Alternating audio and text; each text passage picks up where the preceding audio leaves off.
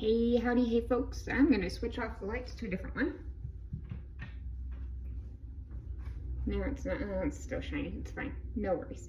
I am gonna be making a very basic meat and tater casserole. This probably takes about an hour total to make from start to finish, give or take a little bit of time.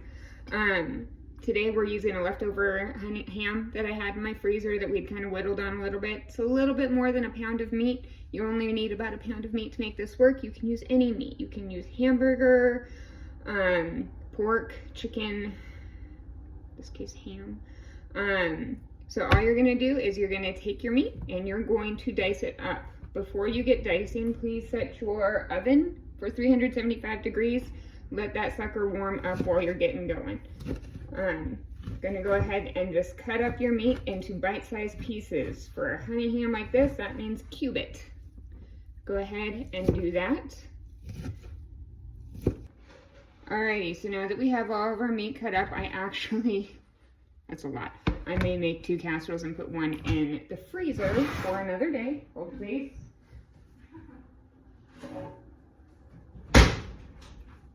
Ta-da! Alright. I'm gonna set this off to the side. No, you don't have to use 2 cutting boards. That's just where my life is at today. So that's what we're doing. All right, next we're gonna do our potatoes. I had to send my teenager to the store to get more potatoes. This 10-pound bag of potatoes cost me $3.95. Just so we're clear, this will probably last me almost a full month with the 2 of me and her. But I also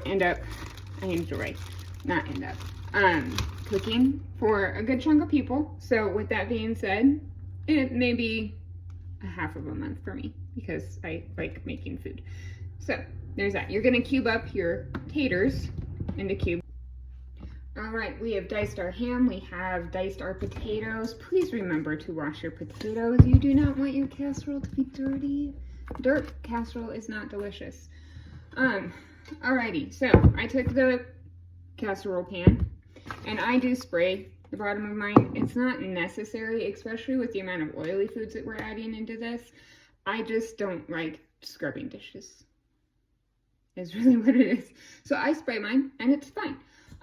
You're gonna take your potatoes, and granted I did add more potatoes to this because I knew I was making a secondary casserole dish. I'm gonna spray that. Don't come for me on how I spray my casserole dishes either. That's rude. Alright, so since I'm making 2, we're gonna cut up one more potato here. Wash your taters. Wash, wash, wash, wash. It doesn't have to be a big wash, and for the love of all things holy in this world, if I catch you washing your anything, any food group with soap, you're probably not going to heaven. I'm just going to throw that out there. Don't wash your food with soap because that's weird and it's gross. You don't want your food to taste like soap. That's disgusting. Okay, so there's no right way to cut potatoes, guys. I'm sure that there is a fancier way to do it than me. I cut them in half, and then I cut them in half again, and then cut them from there. One more potato, just because I'm doing the 2 casseroles. So for 1 casserole, you're going to use about 8 potatoes. 7 to 8 small to medium potatoes is all you really need. This casserole is probably going to feed, if you have teenagers, 1 teenager. But generally speaking, it'll feed a family of 4 to 5 pretty easily. So we are just dicing these up.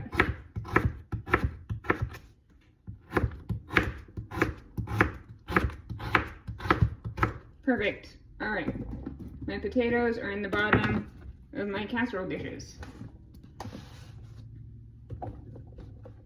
Ta-da. Now I'm going to add my meat. Ham. Just right on top of it.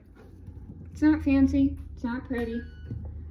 Oh, it is kind of pretty. I like casseroles. Casseroles are great because you just throw it all into one container and then you throw cheese over top of it and everyone's going to be happy. I really did a lot of ham here. That was not my intention. It's okay. High protein meal. We love that for us. All right, now I'm using 2 kinds of cheeses because they're what I have in my fridge. American cheese you can get on discount dang near anywhere you go. Does it taste fantastic? Not always, but it does work as cheese, and that's what we're going for, is cheap and easy. So this cheese I bought in bulk at Cash and Carry. You can get, I think it was like a 4-pound block of cheese, and I paid like $10 for it. This one is a 5-pound bag of cheese, and I paid $12 for it. It will last me 2 months, maybe, give or take. Just slicing up some of my American cheese slices and throwing them on top of my casserole, like so. Simple, easy, to the point. We love that for us. All right, and just so we're clear, because I don't measure darn near anything in my kitchen, I just grabbed out, because I had to count, 7 slices of American cheese. And I cubed them into little squares and threw them on top. Next, what we're gonna do is take my other cheese and sprinkle. Sprinkle, sprinkle. Doesn't have to be a lot.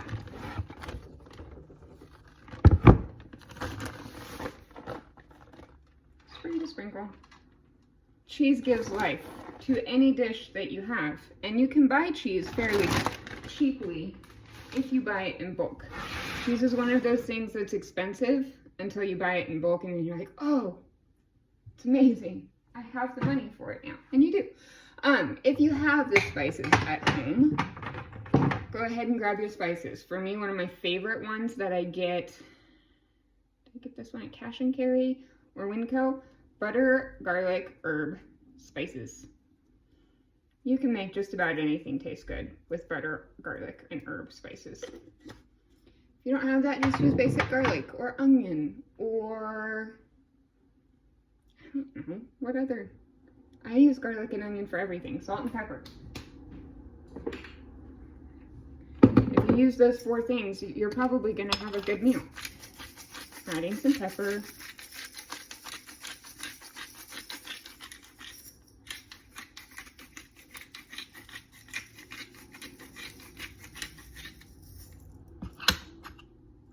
And actually, this works out really good because I can show you 2 ways to make this work.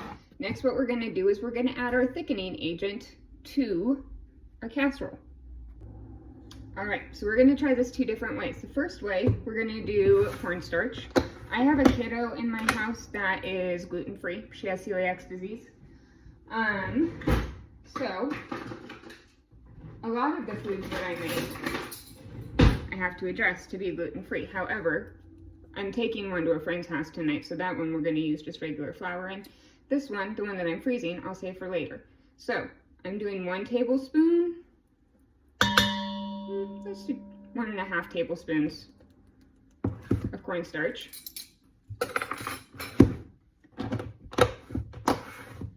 Your potatoes have starch in them, but because we're adding just straight up milk, you want to just make it a little thick. I don't know how much milk I added. It looks like it's probably about 1.5 cups. Maybe right at 1 cup. It doesn't have to be a lot. This is enough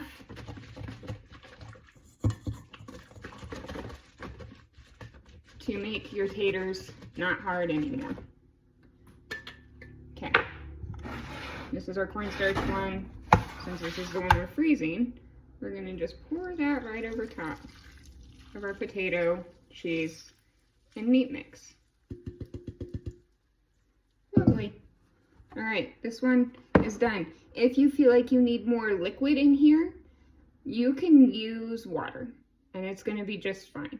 The milk helps with it being more creamy. You don't have to have it as creamy as humanly possible. It just tastes better that way. All right, next one, we're going to do flour. So with the cornstarch, we only used a teaspoon or tablespoon and a half. With flour, we need a little bit more. So this is a 1/3 cup. It's an 1/8 cup. We're gonna need 2 of these. I want a 1/4 cup of flour.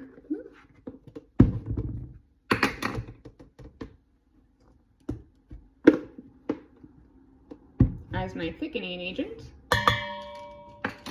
for my milk mixture this time.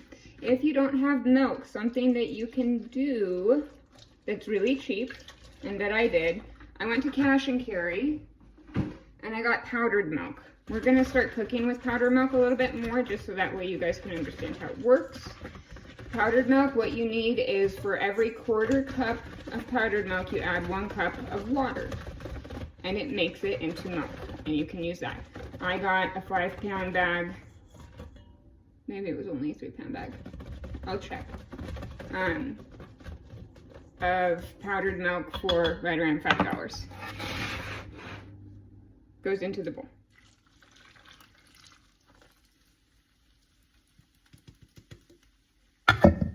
Okay. We've got our meat and cheese dish. And if you want, if you're real fancy, you could add corn to this, or you could add beans to this, because I know we're supposed to feed our children vegetables, but sometimes my teenager doesn't like eating it if there's vegetables in it. So we're going with this. All right, next we're gonna cover it with aluminum foil. Ways that you can get aluminum foil for cheap. Dollar General sells it for about $1 a roll. Is it the best aluminum foil? No, it's not, but it'll work for what you're needing. Also, sometimes food banks give you aluminum foil. You can ask them if they have any. If you can't afford the dollar for aluminum foil, what you can do is take 2 plates and put them right on top. I've done that. I have no shame in it. All right, we're gonna pop them suckers into the microwave, or not microwave, silly me, oven at 375 degrees for about 40-ish minutes. Just so we're clear, the prep time on that, even with my kiddo having to go to the grocery store and get more potatoes for me, was a total of 10 minutes. And as far as just testing your potatoes, you're gonna start smelling all of the glorious mixing ingredients in there together. 40 minutes may be too long for your oven, or it may be just right, or it may be not enough time. All you do is you take it out, you take off the aluminum foil, you poke it with a fork and hope for the best.